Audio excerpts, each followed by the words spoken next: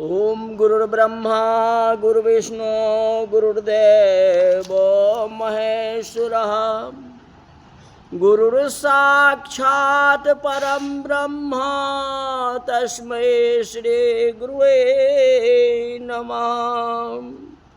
आज भागवत की कथा में घर में रह करके भक्ति करनी चाहिए।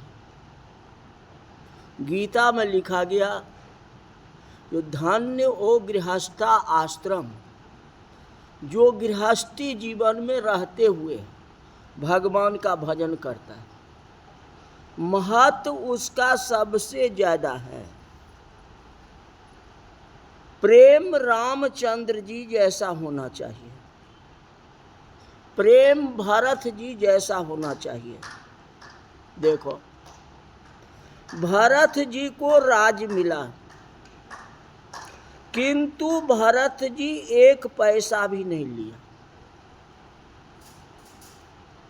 रामायण में तो ऐसा वर्णन है जो भरत जी 14 वर्ष तक उपवास किए, कुछ खाए भी नहीं।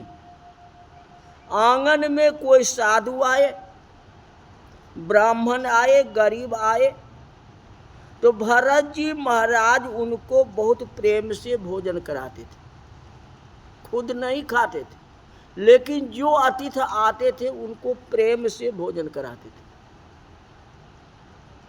भरत जी ने 14 वर्ष तक अन्न का त्याग कर दिया। मेरे राम घर में आएंगे तो राम के साथ ही भोजन करेंगे, अकेला भोजन नहीं करेंगे।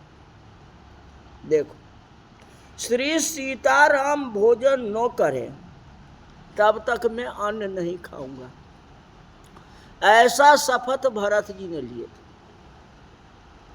राम वन में तपस्या कर रहे हैं, भरत जी राजमहल में तपस्या कर रहे हैं। सबसे श्रेष्ठ क्या हुआ? गृहस्थाश्रम हुआ ना। ये अपने घर में रह के अपना परिवार को चलाते हुए, अपने परिवार को ध्यान में रखते हुए, तब इतना बड़ा कठिन तपस्या करना सहज नहीं। ले भरत जी ने ऐसा किया। भरत जी अपने घर से 2 किलोमीटर दूरी नंदी गांव में रहे, इतना ही अंतर है ना। आप भी अगर आसपास में कहीं रहते हो 1 किलोमीटर के अंतर्गत में, तो परिवार का तो याद आएगा ना, ये हमारा परिवार है।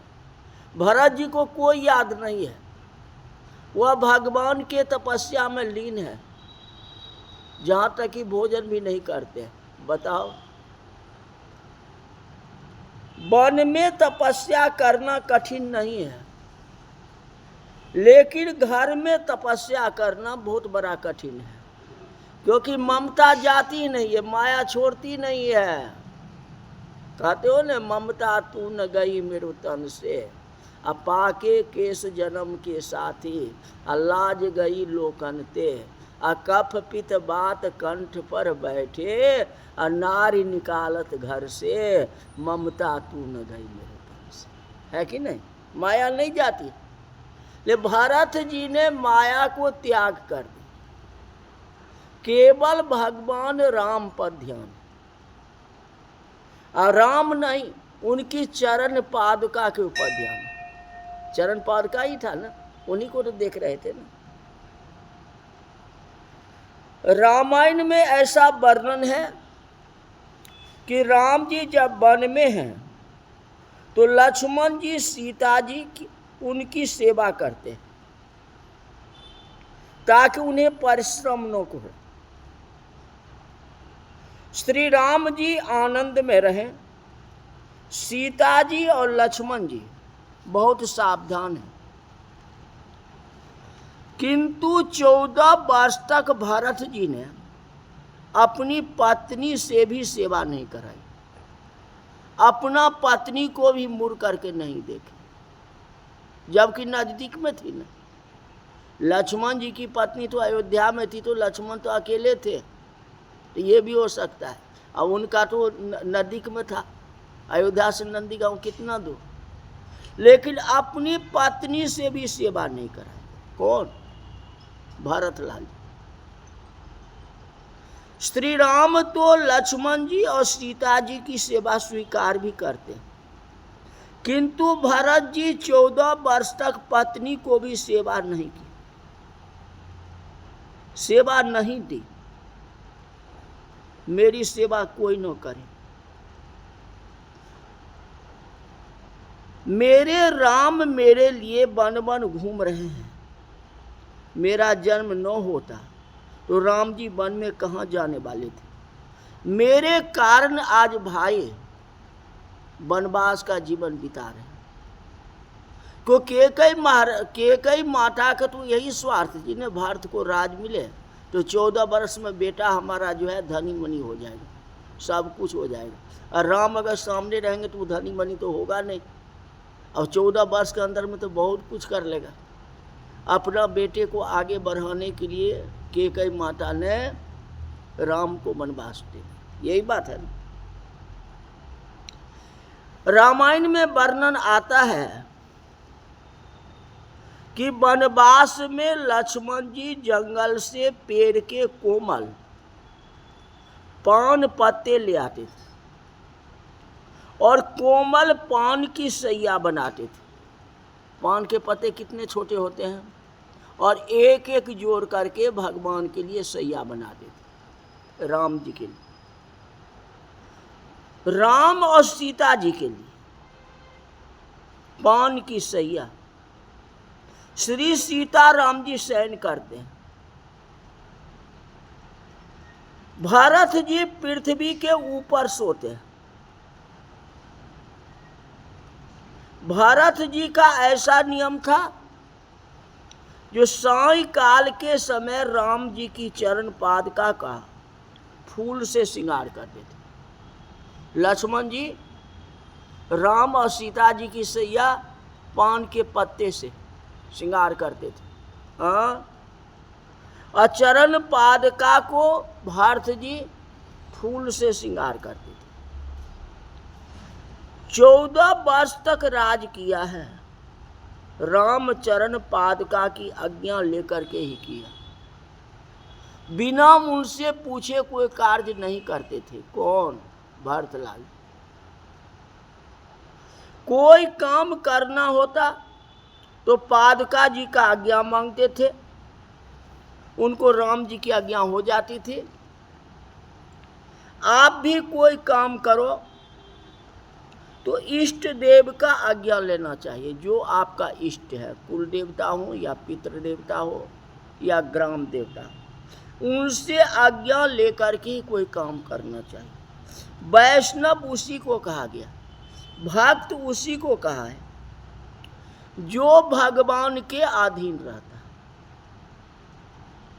भगवान की आज्ञा बिना एक पग भी नहीं रखना चाहिए। भरत जी का ऐसा नियम है जो सायंकाल में पादुका जी को फूल से श्रृंगार करना, अब पादुका जी में आंख अस्थिर करके सीताराम मंत्र का जाप करना। कभी कभी राम वियोग में भरत जी के प्राण व्याकुल हो उठते थे, तेज भूख लग जाती थी। तो भूख लगेगी तो प्राण तो व्याकुल होगा ही। राम का दर्शन नहीं होता था, राम वियोग सहन होता ही नहीं था। राम वियोग में और दुखित हो जाते थे। केकई ये तूने क्या कर दी, मेरे राम को तूने वनवास दिया। बार बार ये बात भरत जी को लग रहा था और टेंशन होता था। केकई तुम्हारा जीवन धिक्कार है। राम वियोग में भरत रोने लगते थे। राम दर्शन की तीव्र इच्छा हो जाती थी, ये अभी जाके दर्शन करो। राम दर्शन नहीं होता तो भरत जी के प्राण व्याकुल हो जाते थे, रोने लगते थे। ऐसे समय में पादुका से सीताराम जी बाहर आते हैं और भरत जी को समझाते कि भरत, मैं वन में गया नहीं हूं, मैं तो तुम्हारे घर में ही हूं। भक्ति में ऐसी शक्ति है, भक्ति जड़ को चेतना बना देती है। चरण पादुका जड़ है। भरत जी का प्रेम ऐसा है कि वह जड़ को भी चेतन बना देता है। जगत को रामचंद्र जी ने बंधु प्रेम का आदर्श बताया। भाई के साथ प्रेम करो, कभी कपट नहीं करना चाहिए। राम जी का संयम दिव्य है। राम संयम की मूर्ति है।